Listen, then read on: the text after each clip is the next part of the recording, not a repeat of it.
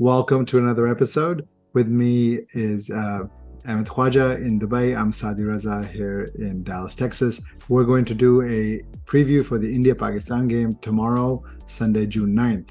So, not two undefeated teams going into this, as we were expecting. Unfortunately, Pakistan was upset by the US on Thursday. But in T20, anything can happen.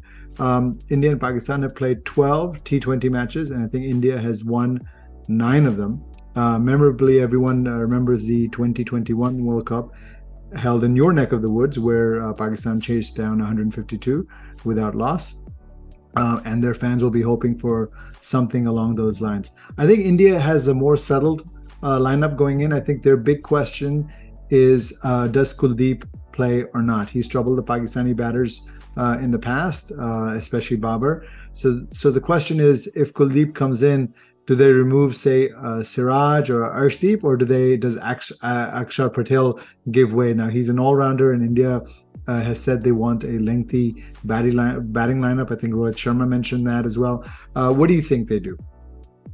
Well, Sadi bhai, I do believe that one of the pacers has to be dropped. I think Arshdeep Singh, he has that left arm angle. He did get Babar Azam out for a golden duck in the previous World Cup. So I think it may be Mohammad Siraj who makes way. And like you mentioned, India are fearful of having a shallow batting lineup. So I expect Siraj to miss out. For Kuldeep Yadav, like you mentioned, he does have the wood over the Pakistani batters. We can't read his wrong one at all.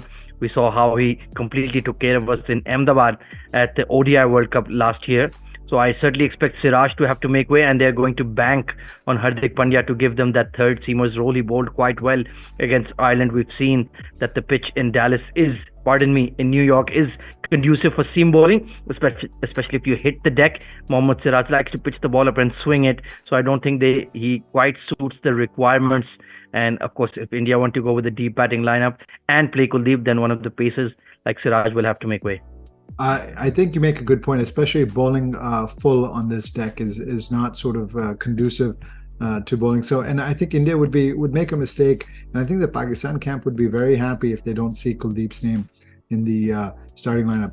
From the Pakistan side, as far as team news, there was some concern about Imad. Initially today, we had reports that he was out, but then Gary Kirsten came out in his pre-match interview. And pre-match press conference, and he said that Imad is fit. I'm assuming that means he will play. And then the question is, if he comes in, is it Azam for Imad, or do you think Imad comes in for Usman Khan?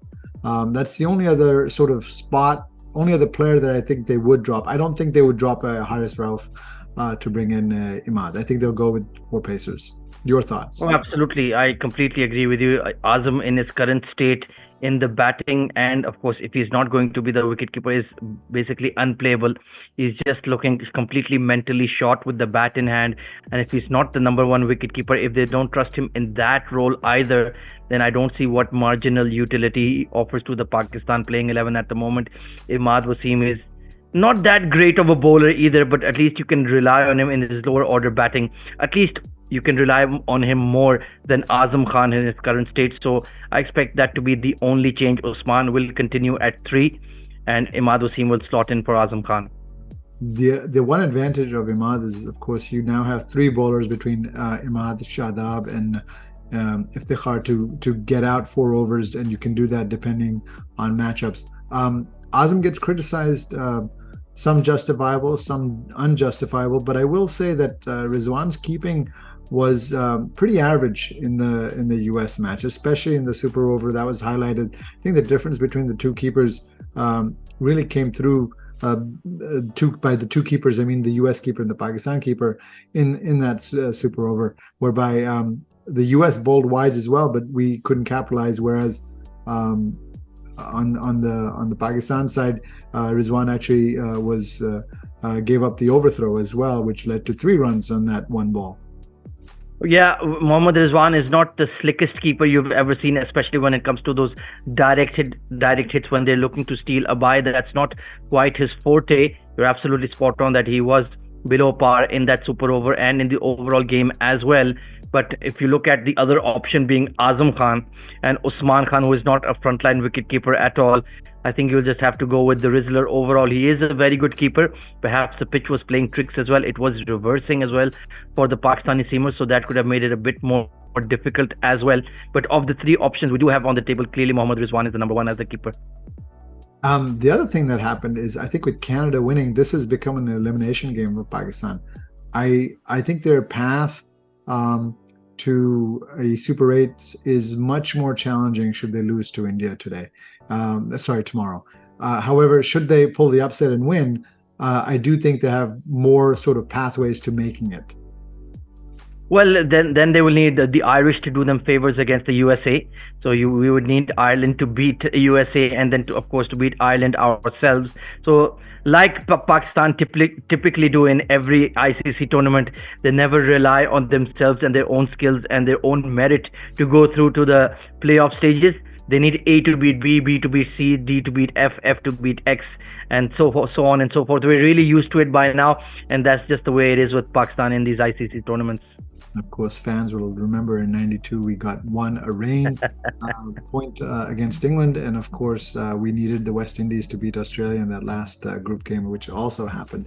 One other question in this, the toss. We saw again today that in the South Africa-Netherlands game, which we'll touch on later, the Netherlands. They struggled to 103, but the South Africans made a meal of challenging as well. We talked about it yesterday. I think a 160 score is going to be quite challenging if someone puts that up in the first inning. I think 160 might be almost improbable to chase here, the way the wickets are behaving. Even a 140, 145, I would gladly take that run chase for Pakistan if they are expected to bowl first, if they win the coin flip. But 160 is absolutely going to be very, very difficult, and the Indian batting lineup does have that quality to get that kind of score. So hopefully the coin flip goes our way. Hopefully we strike early in the power play, and hopefully we'll be able to get to that chase if it's a manageable score. We've seen that you cannot play at that 140, 150 strike rate at all when you're playing in the North America, when you're playing in Dallas or in New York. So certainly it suits the kind of top order we have currently. But if Babar Azam is going to be 7 of 23 in the power play, then I don't think even 140 is chaseable. There's a lot of pressure on Babar, and the two of us are big NFL fans. I'll remind you of Santana Moss, who said big-time players make big-time plays in big-time games, and tomorrow is the biggest type of game there is. I think Babar is due. He's not the only one. I think the entire team is due. Amir, they brought him back for these big games. Shaheen, it'd be wonderful to see him strike in the first over the way he did in 2021. I think a lot of things have to fall in place for Pakistan, but that's why they play the game not on paper but in the ground, and that's why we'll tune in to watch. Well, we literally hit rock bottom versus the US. We saw the fielding was poor, the batting was terrible in the power play, and then we lost that middle collapse in the middle overs as well, that flurry of wickets going down, and of course the wides with the bowlers as well. The execution and the field setting was very poor at the death as well. So there's literally, the only way is up here, Sadi Bhai. So let's hope they really pull their socks up. They're really motivated for this game, and hopefully we get what will certainly be an upset if we beat India tomorrow. And I think for most fans, they want to see some fight. They want to see some grit, some cricketing smarts. Wins a lot and losses happen in sports. I think it's the manner in which, if you do lose, how that happens. I think that's important. Oh, absolutely. You can't just lie down and take a beating against India. You have to challenge them. You have to not play to their reputation. Sometimes it's been the case with the Pakistani players. They're a bit too complimentary and too overawed by the Indian players. Hopefully they'll go toe to toe and look them eye to eye and see and say that, hang on, we're here to compete as well. We're here to beat you. We have done it in the past. Like our slogan is, we have, we will. So let's hope they will tomorrow. We'll all be tuning in to watch. Thank you very much.